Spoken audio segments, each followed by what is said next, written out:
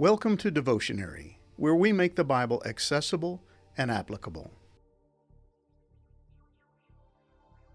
As God continues his little speech to the people of Israel, he reminds them of their obligation to keep the laws handed down to them from God. While Moses would not be joining them in their conquest of the land, he wanted them to know that they could not afford to ignore or disobey God's commands. Any hope they had of successfully conquering the land of Canaan and of enjoying the blessings of God would come as a result of obedience to his law. And there was another aspect to their faithful keeping of the law that Moses wanted them to understand. God had given his law to the Jews alone, and he expected them to keep every one of them. When they did, it would show the nations around them what true righteousness looks like, and the wisdom of God would be evidenced in the lives of the people of Israel, proving to the pagan nations living in Canaan that Yahweh was the one true God.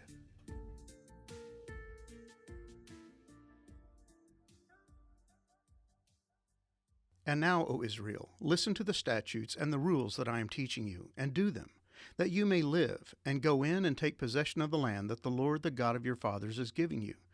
You shall not add to the word that I command you, nor take from it, that you may keep the commandments of the Lord your God that I command you. Your eyes have seen what the Lord did at Baal Peor, for the Lord your God destroyed from among you all the men who followed the Baal of Peor.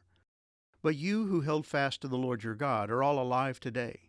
See, I have taught you statutes and rules, as the Lord my God commanded me, that you should do them in the land that you are entering to take possession of it.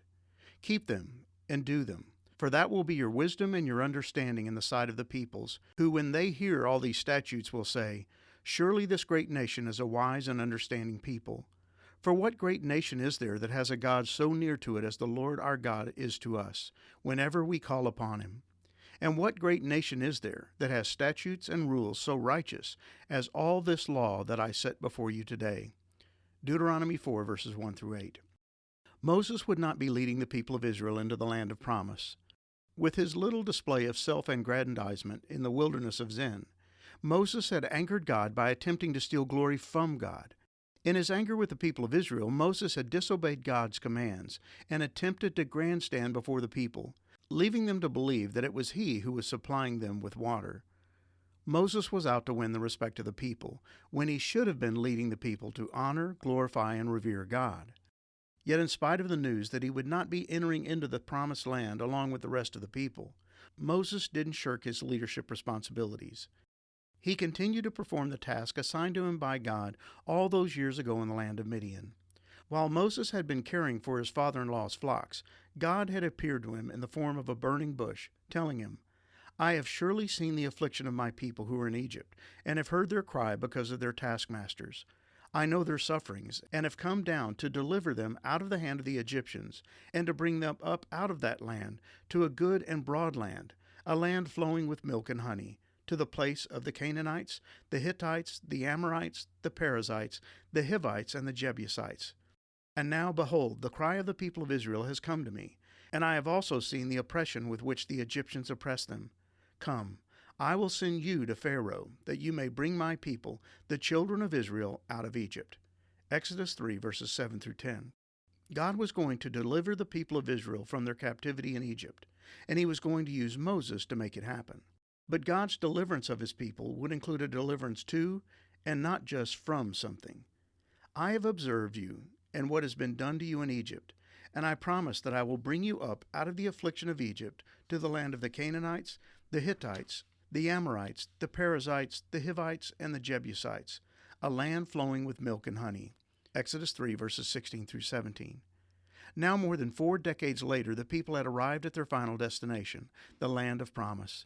And while Moses would be denied the joy of leading them into the land, he was going to make sure that they were well informed as to their obligations to God once they arrived in the land. God had personally given his laws to Moses on top of Mount Sinai, and Moses had delivered them to the people of Israel. Those laws remained binding upon the people and were intended to regulate their conduct once they arrived in the Promised Land. They were not suggestions, but were irrevocable laws that required willful obedience on the part of the people. So Moses wanted to make sure that the new generation of Israelites, who would be the first to enter the land, would know and obey the commands of God. Listen carefully to these decrees and regulations that I am about to teach you. Obey them so that you may live, so you may enter and occupy the land the Lord, the God of your ancestors, is giving you. Deuteronomy 4, verse 1. Moses was taking no chances. He was not going to assume that the parents of these people had been effective in passing on the laws and statutes of God. Moses knew that ignorance of God's laws would be just as deadly as choosing to ignore them. And he also knew that God would not tolerate any alterations or additions to his law. Do not add to or subtract from these commands I am giving you. Just obey the commands of the Lord your God that I am giving you. Deuteronomy 4, verse 2. God would not tolerate any deviation from his law. His commands were not up for debate or open to interpretation. And just to make sure the people understood the gravity of their situation, Moses reminded them of one of the many times their parents had failed to keep God's commands. It had happened on the plains of Moab at a place called Shittim. When the people of Israel entered the Moabite territory, Balak, the king of Moab, had attempted to hire a local diviner named Balaam to place a curse on them. But when Balaam discovered that God would not allow him to place a curse on the people of Israel, he came up with an alternative plan. He instructed the king to have the women of Moab seduce the men of Israel. And the book of Numbers tells us exactly what happened. Some of the men defiled themselves by having sexual relations with local Moabite women. These women invited them to attend sacrifices to their gods, so the Israelites feasted with them and worshiped the gods of Moab. In this way, Israel joined in the worship of Baal of Peor, causing the Lord's anger to blaze against his people. Numbers 25, verses 1 through 3. This was far more than a display of immorality that angered the Victorian sensibilities of God. It was a blatant violation of his law. You must worship no other gods, for the Lord, whose very name is jealous, is a God who is jealous about his relationship with you. You must not make a treaty of any kind with the people living in the land. They lust after their gods, offering sacrifices to them. They will invite you to join them in their sacrificial meals, and you will go with them. Then you will accept their daughters who sacrifice to other gods as wives for your sons, and they will seduce your sons to commit adultery against me by worshiping other gods. Exodus 34, verses 14 through 16. And yet that's exactly what the people of Israel had done at Shittim. And Moses reminded the people what God had done in response to their disobedience to his commands. You saw for yourself what the Lord did to you at Baal Peor.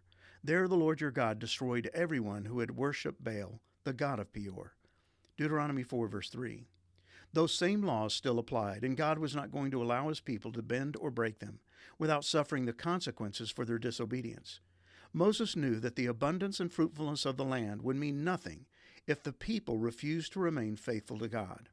The land flowing with milk and honey would become a killing field, flowing with blood, if the Israelites did not take God's commands seriously. Partial obedience would not result in partial blessing. It would bring the full wrath of God, which is why Moses warned them, obey them completely, and you will display your wisdom and intelligence among the surrounding nations. Deuteronomy 4, verse 6. God had a secondary purpose behind his laws. They were to guide and to direct the lives of his people, providing them with clearly understood parameters for living in submission to his will. His laws were meant to protect them. His laws were intended to assure that they enjoyed his blessings and avoided his curses. But they were also meant to provide the nations living within the land with a visual testimony of what it looks like when men live in a right relationship with God Almighty. The Mosaic Law was intended to display a never-before-seen relationship between a God and man.